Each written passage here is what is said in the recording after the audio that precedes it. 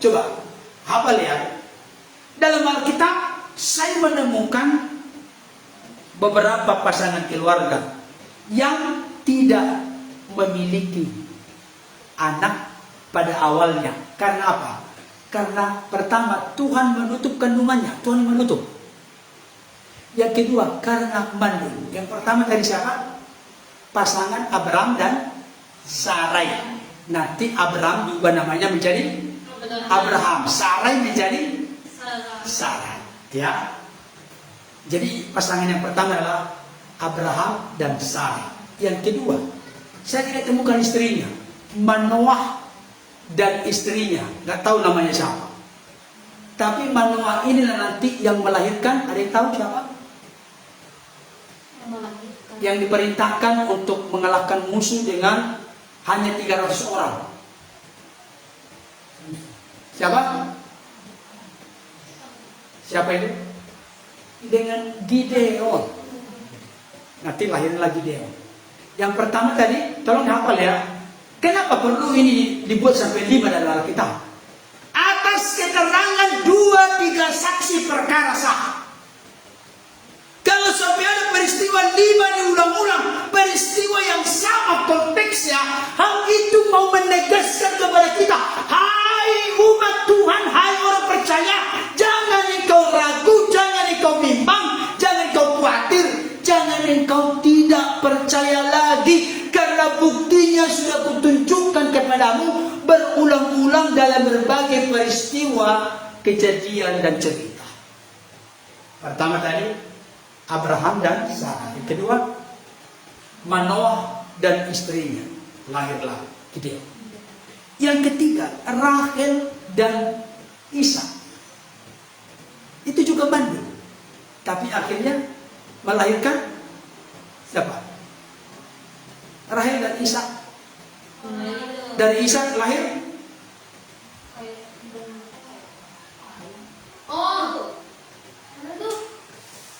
Oke, kita lanjutkan dulu. Yang ketiga, iya, dari Ishak lahir Esau dan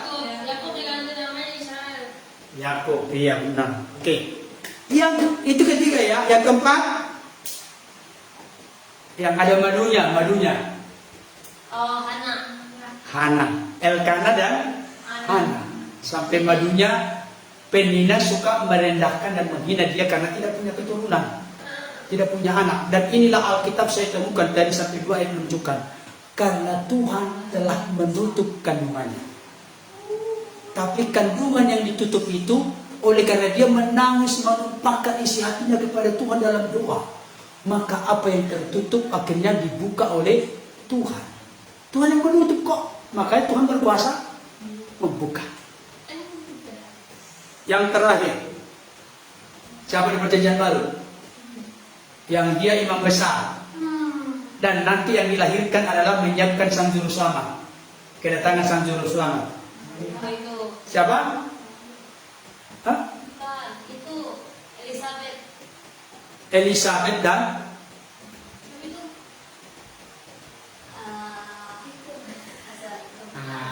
ini perlu dikembangkan ini. Iya, jangan sampai malas membaca firman Tuhan. Elizabeth dan Bapak Ibu Saudara, ada yang tahu? Elizabeth dan Zakaria. Elizabeth dan Zakaria. Jadi saya ulangi ya, biar hafal ya. Ada 5 saya temukan. Bapak Ibu Saudara kalau tahu lebih banyak tunjukkan kepada saya. Silakan. Siapa tahu Bapak Ibu Saudara lebih tahu lebih luas, lebih mendalam. Kita ulangi. Yang pertama tadi ikutin. Biar hafal, ini perlu dihafal. Kita sebutkan dari istrinya, oke, dari suaminya boleh. Abraham dan Sarah melahirkan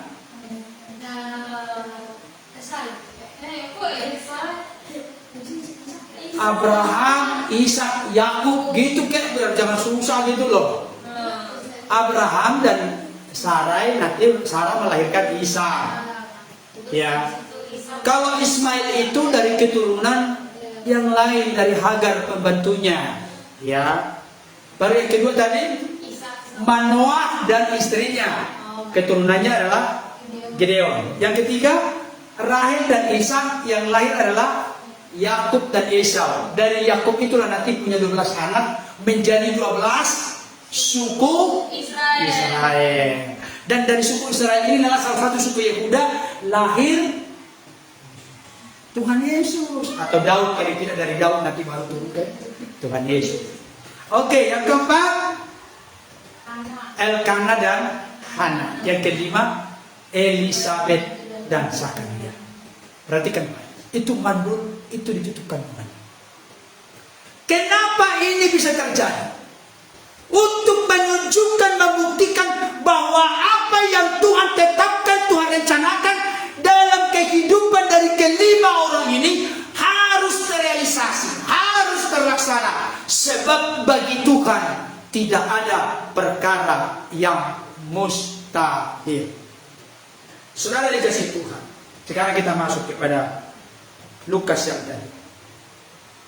Ketika malaikat Gabriel datang mengunjungi atau menemui Maria, maka malaikat menjanjikan berita yang disampaikan oleh Tuhan kepadanya, dan Tuhan suruh sampaikan kepada Maria bahwa Maria akan melahirkan seorang anak yang disebut kudus, anak Allah. Perhatikan baik, saudara. Tadi terakhir saya sudah jelaskan mengenai yang mandul itu adalah Elisabeth, istri dari Zakaria. Perhatikan baik. Ketika malaikat Gabriel ingin meyakinkan Maria, maka malaikat Gabriel menunjukkan ada kesaksian, ada contoh yang telah terbukti nyata kuasa Tuhan, sebab baginya tidak ada perkara yang mustahil, dengan menunjukkan Elisabeth sanakmu itu yang disebut dengan mandul itu, dia sedang mengandung dan ini sudah bulan yang ke-6. Artinya malaikat Gabriel berkata, hai Maria, jangan sampai engkau ragu dan tidak yakin. Sedangkan saudaramu, sanakmu Elisabeth yang sudah dikatakan mandul itu sekarang sedang mengandung, bahkan sudah masuk bulan yang ke-6. Ada buktinya bahwa Tuhan itu berkuasa. Bukan hanya perkataan, tapi ada realita, ada kenyataan yang dialami oleh Elisabeth. Tapi tolong saya selipkan sedikit. Ada orang-orang di luar sana berkata bahwa Elisabeth itu adalah saudara-saudara dan sedaging dari Maria. Makanya mereka berkata bahwa Maria itu dari suku apa? Kalau imam dari suku apa? Itu imam dari suku. Imam dari suku? Dari suku Lewi. Jadi Zakaria istrinya Elisabeth.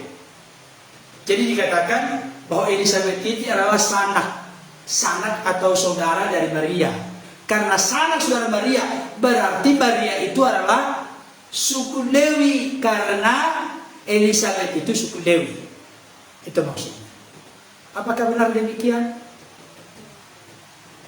Kan keturunan yang akan menjadi raja di atas segala raja itu dari suku? Coba Pak.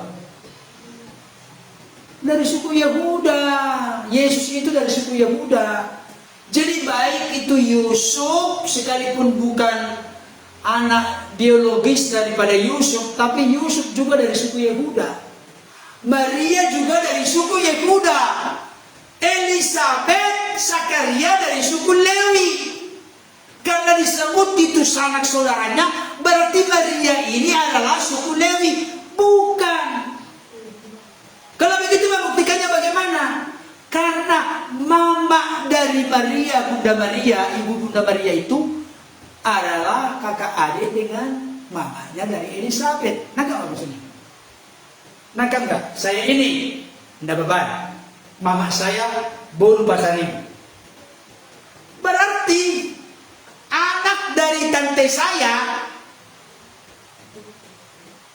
pasar ibu enggak?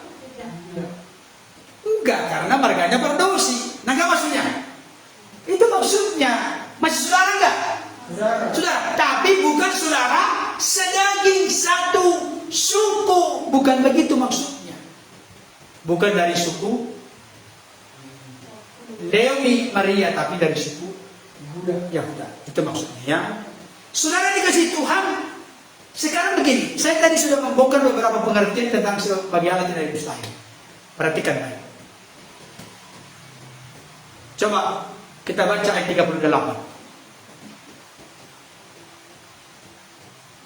Kata Maria, sesungguhnya aku ini adalah hamba Tuhan. Jadilah padaku menurut perkataan itu. Saya mau tanya, tolong dijawab. Maria berkata demikian setelah ada kalimat apa? Tolong diikuti. Maria berkata, sesungguhnya aku ini adalah hamba Tuhan. Jadilah padaku menurut perkataan itu. Perkataan ini diucapkan oleh Maria setelah ada perkataan apa? Sebab bagi Allah tidak ada yang mustahil. Nah, maksudnya ini. Saya perlu semerangkan kebenaran ini. Perhatikan baik.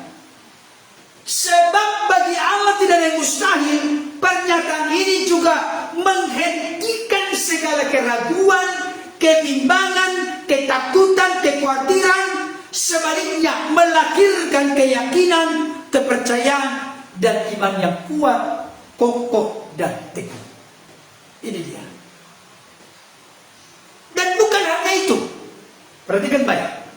Pernyataan sebab bagi Allah tidak ada yang mustahil sekaligus juga menghentikan spekulasi, perkiraan, sekaligus pertanyaan. Bapak saudara masih tetap bertanya dalam hidup ini. Ada pertanyaannya? Banyak kan? Banyak. Tapi ternyata, perhatikan baik. Saya dapat bicara kebenaran dari sini. Ada nggak pernah bertanya Maria? Iya. Hah? Kok nggak ada tadi kita baca tadi? Coba kita lihat. Ada nggak, benar nggak? Ayat. Mari kita lihat.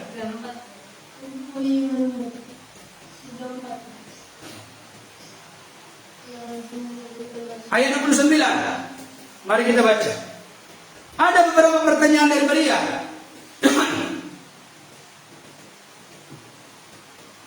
Ayat 29. Maria terkejut mendengar perkataan itu lalu bertanya di dalam hatinya. Apa itu? Apakah arti salam itu? Jadi dia bertanya.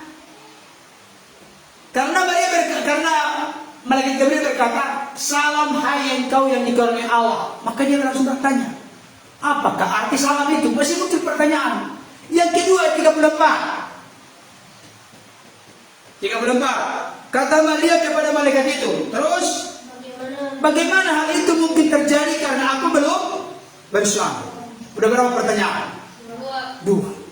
Dengan kata lain saya mau sampaikan, dalam hidup ini banyak pertanyaan-pertanyaan terkait dengan kerohanian, spiritualitas kita, batinnya kita. Banyak pertanyaan karena banyak sekali hal yang tidak kita mengerti. Ternyata dalam konteks Maria saat ini, dia tidak lanjut lagi bertanya.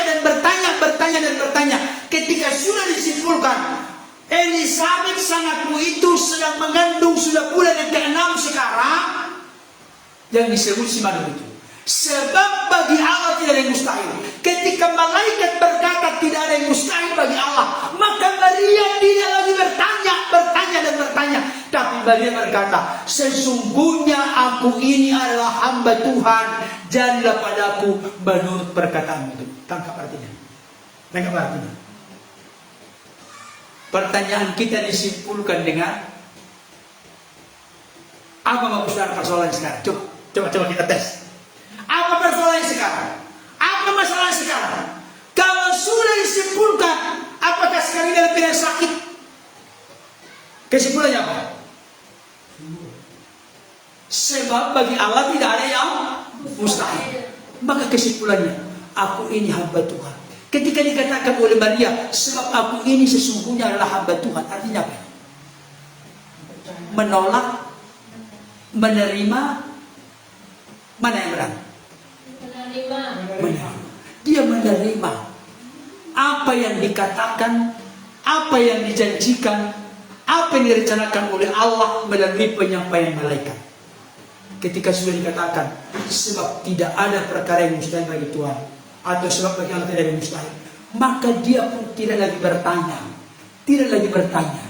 tapi dia berkata, sesungguhnya aku ini adalah hamba Tuhan. Artinya, aku siap menerima. Kalau dikatakan Maria, aku ini hamba Tuhan, berarti dia punya Tuhan. Tuhan yang harus diikuti, harus ditaati, harus merelakan dirinya untuk mengikuti apa yang sudah diperintahkan, sudah disampaikan, sudah dikaruniakan, sudah diserahkan kepadanya. Itu kesimpulannya. Bapak Ibu Saudara yang dikasihi Tuhan. Artinya, pertama-tama ketika Maria berkata, aku ini hamba Tuhan, jadilah padaku menurut perkataanmu, berarti Maria sudah mempercayai berita yang disampaikan oleh malaikat. Ketika dia sudah percaya, baru dia menyerahkan diri sepenuhnya kepada kehendak Allah. Dengan kata lain, dia rela menerima kehormatan sekaligus kehinaan. Kok ada kehinaan? Kehormatan dari siapa?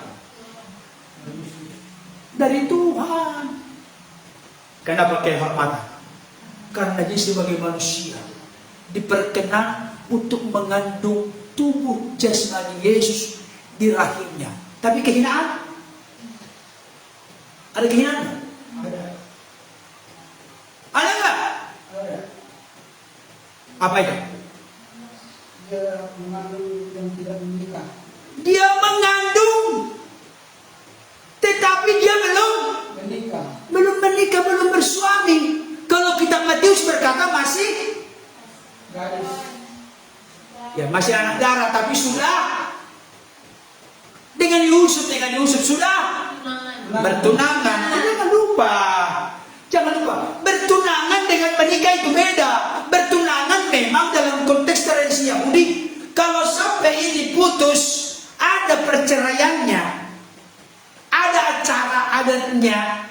Oh, bahwa ini memang tidak lanjut lagi pertunangannya.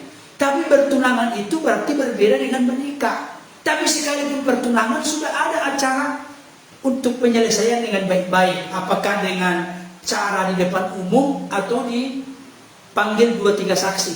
Yang dipilih oleh Yusuf saat itu ketika menceraikan Maria yang mana?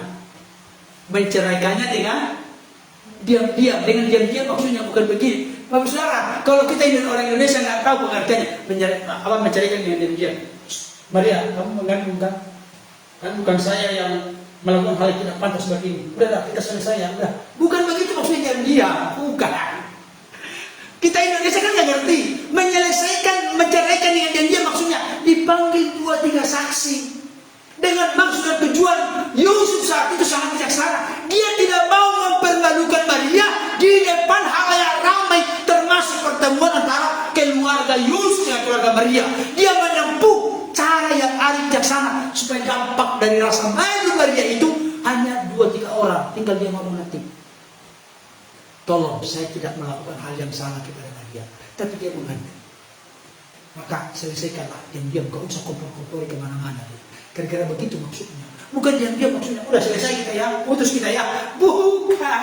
Bukan itu pengertian. Naga maksudnya ya. Naga maksudnya. Makanya dikatakan dia seorang yang saleh, seorang yang tulus beragama. Artinya dia praktekkan apa dampak yang tidak terlalu mempermalukan Maria. Berarti dipanggil 2-3 saksi. Karena 2-3 saksi itu perkara sudah sah, termasuk pemutusan pertunangan sudah sah itu kalau sudah ada saksi. Demi tidak mempermalukan Maria. Tapi diingatkan oleh malaikat, jangan ragu-ragu mengambil Maria menjadi istrimu, sebab anak yang dikandungannya itu dari Roh Kudus. Roh Kudus yang memberi kehidupan, yang mencipta meletakkan janin itu di dalam bunda Maria, bukan karena menyeleweng, menyimpang kepada laki-laki lain. Itu maksudnya. Jadi ketika Maria berkata, aku ini hamba Tuhan, jangan pada perkataanmu itu, di situ ada kehormatan. Kehormatan dong. Bapak Ibu, terhormat enggak kalau jadi menteri? Menko Polhukam, terhormat enggak? Terhormat ya? Karena yang diwakili adalah siapa? presiden. Tapi jangan lupa, kalau bahasa Alkitab, menteri itu adalah budak, dulos, hamba, pembantu presiden. Benar? Tapi terhormat nggak? Terhormat. Maria juga demikian, dia terhormat karena dia dipakai oleh Tuhan dengan karunia-Nya, dipilih dia untuk mengandung Sang Juru Selamat dalam keberadaan tubuh jiwa rohnya manusia. Tapi terhina oleh karena apa? Karena dia akan melewati cacian makian dari orang-orang sekelilingnya. Tapi dengarkan baik, saya menemukan satu kebenaran yang perlu menjadi pelajaran bagi kita. Saya mau tanya, dari seluruh Alkitab yang pernah dibaca Bapak Ibu Saudara, pernahkah ada kelompok tertentu yang mau merajam, melempari Maria dengan batu? Tidak. Ada. Ada. Saya temukan dalam kitab tidak ada. Dengan kata lain, kadang-kala dalam hidup ini, tetapi jangan buat itu tegak lurus ya. Kenapa? Karena Stefanus pun dia sungguh-sungguh mencintai, mengasihi Tuhan, akhirnya dilempari dengan batu, bahkan sampai detik terakhir. Ya Bapak, janganlah tanggungan kesalahan itu kepada mereka. Dia kutip seperti mirip perkataan Yesus. Ya Bapak, ampunilah mereka sebab mereka tidak tahu apa yang mereka berbuat. Bahkan, ya Bapak, ke dalam tanganmu kuserahkan nyawaku. Mati juga dia. Tapi di sisi lain, ketika kita taat melakukan kehendak Tuhan, kemauan Tuhan, kerinduan Tuhan, dari yang kelihatannya sukar dan sulit kita tidak mampu melakukan apa yang menjadi kehendak Tuhan, Tuhan akan memampukan kita, Tuhan akan menguatkan kita untuk sukses berhasil menyelesaikan tugas dan tanggung jawab yang mulia, yang besar, yang berdampak bagi dunia. Itu bisa terjadi dan berhasil. Itulah yang terjadi dengan Ibu Maria. Karena sampai beliau akhir hidupnya, gak pernah saya dengar dia mau dirajam, dia mau dilempari dengan batu karena dia mengandung tanpa hubungan suami istri. Itu dia. Jadi Bapak Ibu Saudara, saya mau sampaikan kepada kita saat ini, ketika kita berkata sebab bagi Allah tidak ada yang mustahil, maka yang pertama, rencana Tuhan tidak pernah ada yang gagal. Yang kedua, Tuhan sanggup melakukan, bahkan mencipta segala sesuatu, bahkan dari yang tidak ada menjadi ada, apalagi mengubah dari yang ada menjadi ada yang lain. Yang ketiga, itu meyakinkan kita untuk menghentikan segala ketakutan, kekhawatiran, kebimbangan, kecemasan dalam hidup. Sebab bagi Allah tidak ada yang mustahil. Dan yang terakhir, itu membuat kita untuk mengunci, menutup, supaya kita jangan memperberat, mempersulit hidup kita dengan banyak pertanyaan-pertanyaan dalam hidup ini terkait dengan masalah kerohanian kita. Karena apa? Karena kita ada kesimpulan, sebab bagi Allah tidak ada yang mustahil. Maria menghentikan pertanyaan ketika sudah ada ungkapan malaikat, sebab bagi Allah tidak ada yang mustahil. Dan dibuktikan dengan Elisabeth yang sedang mengandung, yang mana Elisabeth disebut dengan si mandu. Dan yang berikutnya, dengan kita tahu sebab bagi Allah tidak ada yang mustahil, kita rela untuk dipakai oleh Tuhan menjadi hamba, menjadi alat, supaya melalui hidup kita rencana Allah terlaksana bagi dunia, bagi sekitar kita, bagi tempat di mana kita berada. Amin. Kita berdoa.